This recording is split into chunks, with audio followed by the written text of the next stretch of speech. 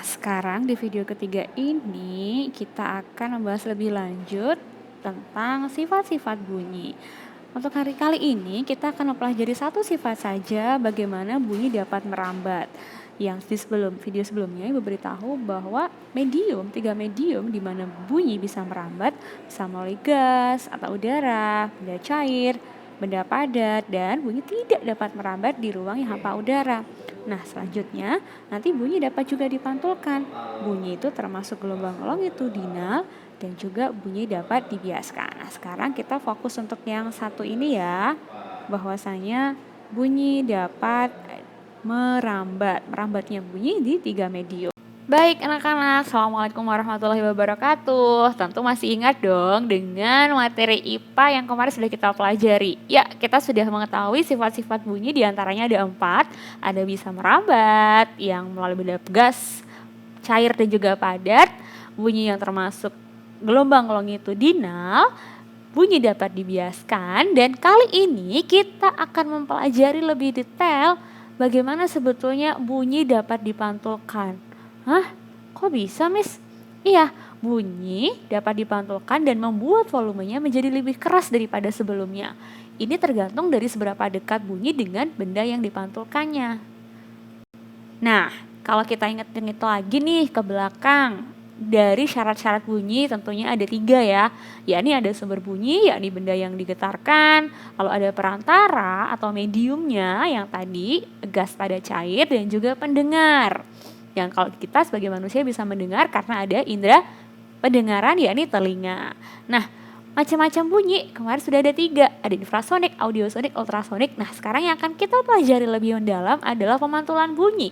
Pemantulan bunyi nanti akan ada 3, yakni bunyi pantul, gaung atau kerdam, dan juga gema. Nah, sekarang kita akan fokus membedakan antara gema dengan gaung. Kalau menyebutkan gema, bahasa Inggrisnya adalah echo. Sementara gaung kita kenal dalam bahasa Inggrisnya adalah reverberation. Nah, bedanya apa, Miss?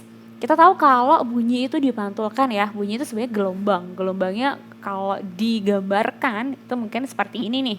Ketika bunyi ini mendekati sebuah benda yang keras, maka sebagai sebuah gelombang, bunyi akan memantulkan kembali gelombangnya tadi, jadi terpantul kembali lagi. Nah, dikenal sebagai gelombang pantul. Lalu kalau tadi ada 2 jenis, gema dan gaung, bedanya seperti apa, Miss? Nah, coba sekarang kalian lihat dulu deh ilustrasi ini. Ketika kita di dalam sebuah ruangan nih, lalu kok kita bisa mendengar suara kita ya? Tepuk tangan kita. Nah, karena di sini tadi bunyinya yang kita keluarkan dari sumber bunyi tangan kita mengenai dinding dan akan terpantul kembali yang terdengar oleh indera pendengaran kita. Nah, yang sekarang kembali lagi, lalu bedanya gema dengan gaung apa sih, Miss? Sekarang Miss Rizka minta kalian coba perhatikan 2 buah video ini baik-baik dan volumenya dikeraskan ya. Pakai headset kalau perlu.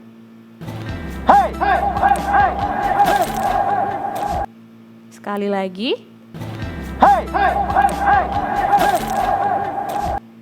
Nah, pernah kan ya ngalamin kejadian ini? Sekarang coba kalian bandingkan dengan yang satu lagi nih. But we can show you what this room really sounds like if you were the one holding the camera. Now you can really hear the reverberation in this space because we're using a normal microphone. It's something like a 6-second reverberation.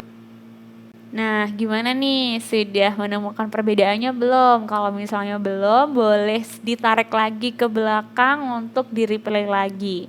Jadi, dari 2 contoh atau 2 video yang kalian dengarkan tadi, itu adalah gema dan gaung anak-anak. Bedanya di mana, Miss?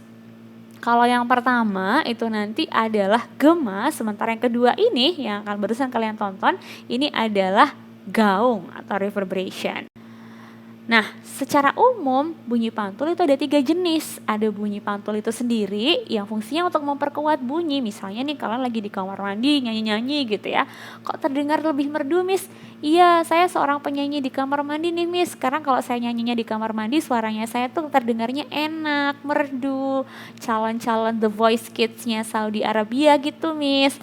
Nah, itu contoh dari bunyi pantul ya. Sementara yang pertama kali kalian dengar, tadi adalah gema, yakni bunyi pantul yang muncul setelah bunyi asli. Dan yang ketiga, yang tadi ketika kameranya dimatikan loh, langsung bukan kamera ya, mic-nya dimatikan langsung terdengarnya kurang jelas begitu kan ya. Kalau dengar videonya tadi, nah itu adalah gaung, yakni bunyi pantul yang terdengar bersamaan dengan bunyi asli. Miss, belum paham nih, Miss. Oke, ini gambarannya dulu.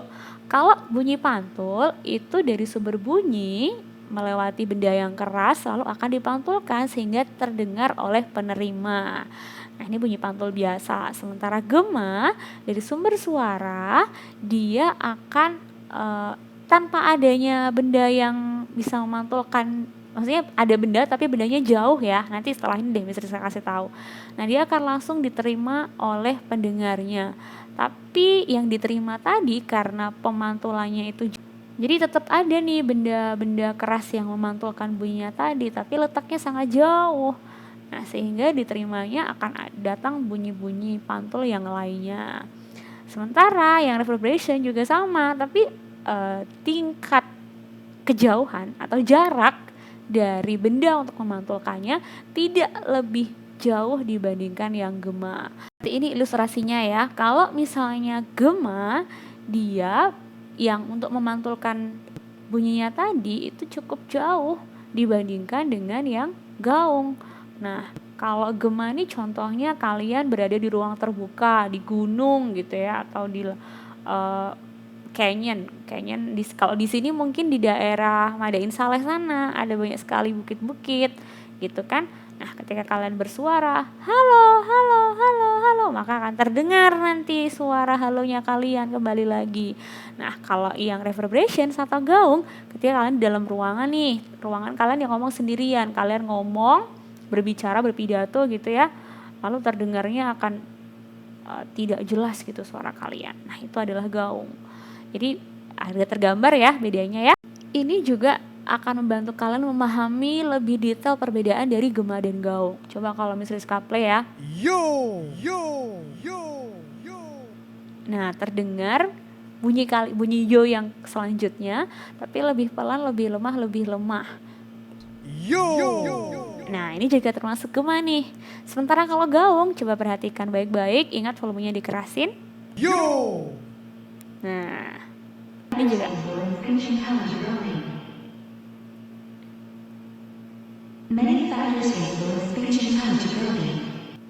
Nah, terbayang ya. Jadi kalau gema itu pemantulannya lebih lama dibandingkan yang gaung. Terdengarnya cukup jelas atau lebih jelas dibandingkan dengan yang gaung. Tapi tidak sejelas yang bunyi pantul biasa ya. Nah, ini adalah pembeda antara gaung dengan gema. Kalau datangnya bunyi pantul di gaung itu hampir bersamaan dengan bunyi asli, sementara kalau gema tepat setelah bunyi asli. Makanya kita bisa mendengarkannya cukup jelas tadi ya. Yo, yo, yo. Nah, jarak sumber suara atau tempat untuk benda untuk memantulkan bunyinya tadi itu cukup jauh untuk gema dibandingkan yang gaung.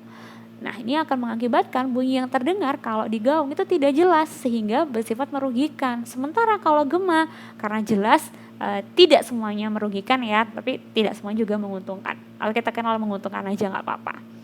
Oke? Sekarang saatnya coba latihan. Ini Miss Rizka nanti mau di kolom komentar kalian jawab dari Miss Rizka kasih 3 soal di sini, nanti kalian tentukan ini termasuk gema atau gaung ya kira-kira ya. Sudah siap? Didengarkan baik-baik, disetel suara yang tertinggi, volume tertinggi dari device-nya, dan kalau perlu diulang-ulang nggak apa-apa. Yang A.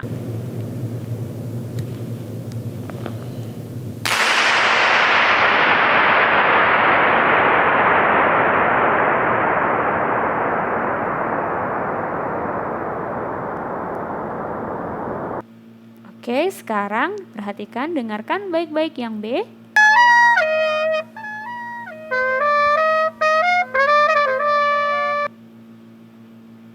Sekarang yang C.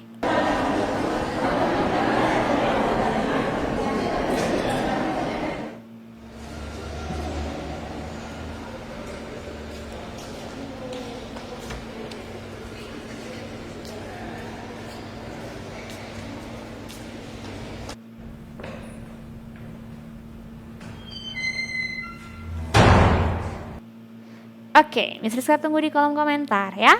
Nah, kalau kita sudah tahu perbedaan dan juga fungsi dari pemantulan bunyi, lalu yang jadi pertanyaan nanti terus apa Miss manfaatnya kalau ada pemantulan bunyi?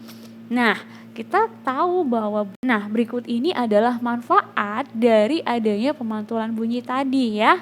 Yang pertama untuk mengukur kedalaman laut. Kalau kemarin nih sudah mendengar ada peristiwa yang memilukan ya di negara kita, mulai dari jatuhnya pesawat terbang, lalu adanya tenggelamnya juga kapal selam. Itu gimana caranya? Itu kan di dasar laut mereka berada, jatuh gitu ya. Kok bisa ketemu, itu gimana caranya Miss? Nah, ini salah satunya dengan memanfaatkan pemantulan bunyi tadi. Jadi ada sebuah alat sonar yang dipasang untuk memantulkan bunyi, sehingga ketika gelombang bunyi mencapai dasar akan dipantulkan lagi ke atas untuk diterima oleh sonarnya tadi, sehingga dapat diukur nih berapa kira-kira kedalaman lautnya, termasuk juga kalau ada benda-benda yang ada di dalam laut. Nah, ini kedudukan dari benda-benda laut, misalnya kapal selam atau kelompok ikan, atau bahkan mungkin harta karun Miss Rizka. Nah, bisa jadi ya. Oke, just kidding. Oke, baik. Kalau begitu untuk pemantulan bunyi, kalau ada pertanyaan silahkan ditulis di kolom komentar atau bisa di chat di grup WhatsApp ya. Miss Rizka tunggu.